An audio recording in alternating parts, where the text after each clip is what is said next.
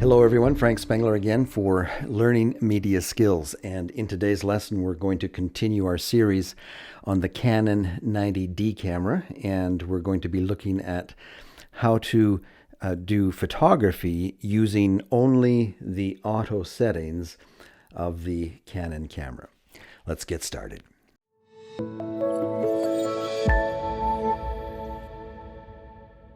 The first question that some might ask me is, why are you teaching people to use only the auto settings of the camera? Now, of course, the goal of this series is to help you reach a point in your journey as you begin to learn how to take photos and video with a DSLR camera, is to reach a point where you are able to shoot comfortably, quickly, without much thought in the manual settings, the total manual settings. This will be especially important for when you're shooting video with the camera. There's no real way of getting around having to learn how to shoot in the manual settings if you want to take good video with this camera. But if you are just picking up the camera for the first time, or maybe you work in an office and your boss has said, here's a camera, I want you to go out into the field and get some shots, and you're not real clear on how to use the camera, it's okay to start out in just the auto settings of the camera, especially if you know a little bit about framing and focusing.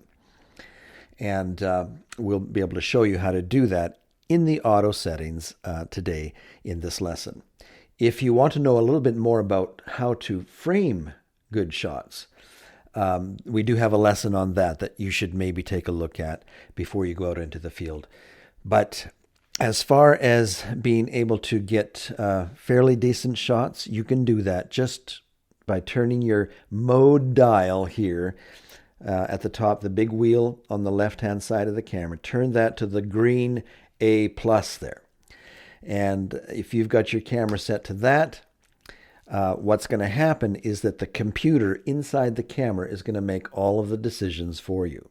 All you have to do is frame your shot and click the button. That's all you have to do, and the camera will do the rest.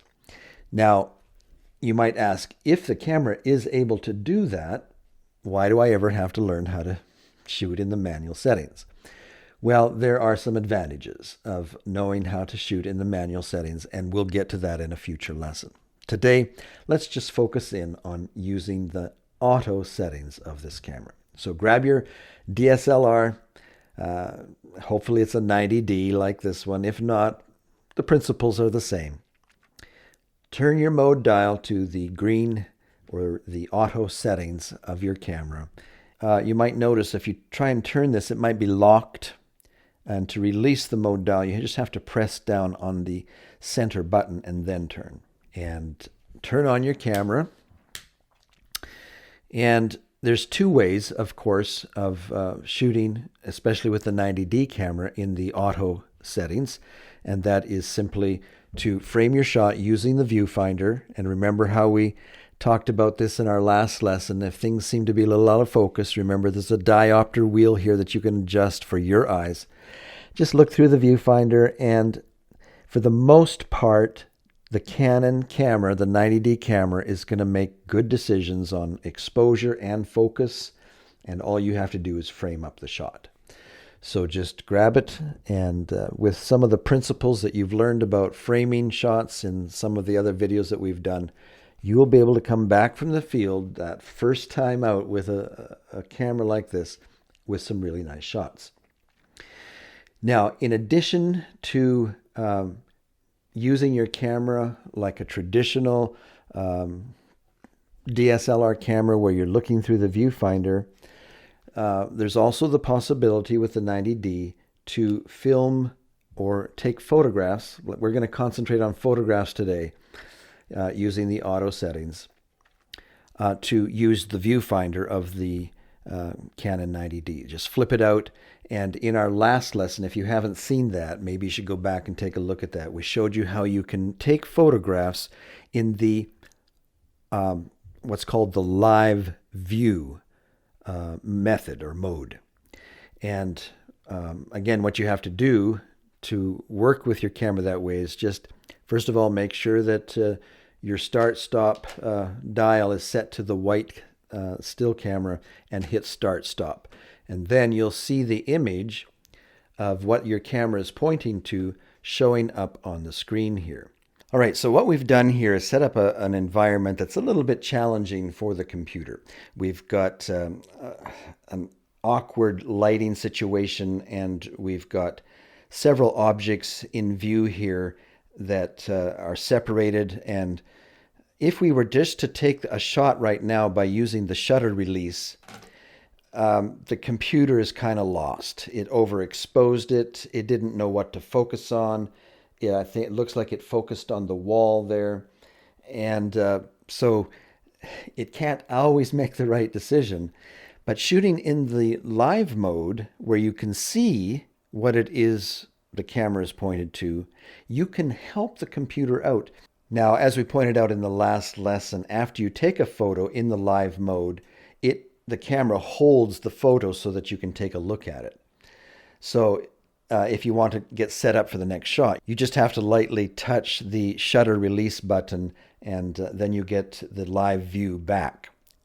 And so now this time, rather than just use the shutter, we're going to use our finger and point exactly to what we want to focus on. And once you do that, the computer knows exactly what you want, and it'll focus and expose more correctly for that particular item in your shot. So for the first shot, what we're going to do is focus in on the yellow toy, and hopefully the computer, once we point to that yellow toy, it's going to expose correctly for that as well as get a good focus on it. Let's try it. So I just take my finger and point to the toy, and sure enough, we get a shot where it exposes correctly for the toy, and it's got that first one in focus. Let's just hit our shutter again, and this time we'll point to the second toy. Looks like I didn't quite get it. Let's try that again, and there. Now, the first toy is out of focus, but the second toy is, and it's exposed fairly correctly for the second one. Even though it may not be exactly exposed correctly, it's good enough, because if you're photographing in the RAW format, when we get it on the computer and can play with it in Photoshop or Lightroom, we'll be able to do wonders to this. And this is shooting at a high enough resolution that I could even just crop right in that second toy in Photoshop and play with it a little bit and get a perfect exposure in Photoshop, working with a RAW file. All right, so that shows you another example of how wonderful it is to be able to have the option of taking photographs using the live mode. You can just point to what you want, and it not only focuses, gets the correct exposure, but actually takes the shot as well. I don't know if you noticed that, but I didn't have to point to get a focus and then go get the shot. It takes the shot just as soon as you point on it. And that is pretty cool. So that is the auto mode. Now, in addition to the auto mode, there is also what's called the scene mode. And this is where the computer is offering you the opportunity to give it a little bit more information as to the type of shots you're working on. Let's just turn our mode dial now to the scene, our SCN on your mode dial. All right, now you see coming to the screen some options as to the types of photographs that you're working on at the moment. Are you taking a lot of portraits at the moment? Are you shooting landscapes? Are you shooting sports where there's a lot of action and you need to make sure that your shutter speed is fast enough to stop the action? Are you taking a lot of flowers or close-ups? Perhaps it's food that you want to highlight, or night shots. Well, here you have some options of choosing or letting the computer know that this is the type of shot that you're working on. And it will optimize the shutter speed, the f-stop, and the ISO to correctly or at least give you the best shot for the type of photograph you're taking. And so again, with just your finger, you can select the type of shot that you're working on. Are you taking portraits? Well, let's point to the girl with the portraits and then choose scene. And now it lets you know that you're in the portrait mode. If that wasn't quite what you were going for, just notice that there's icons along the side here that will allow you to change what it is you're working on. If it's shooting children where there's a lot of action, well, you can select that. And as you go through this menu with the icons, you find the types of shots that you're wanting. Let's say it was the portrait. Once you've selected, just hit OK to confirm that, and now you'll be in the portrait mode. And what that will do is tell the computer of the camera that you want nice, clean, in-focus shots of the person, but have the background be blurry. You've probably noticed this kind of photography a lot, where the background is completely out of focus and the person itself is perfectly focused. What that does is it leads the eye of the viewer into the face of your individual, and there's no distracting things going on in the background. So for portraits, that's a nice setting.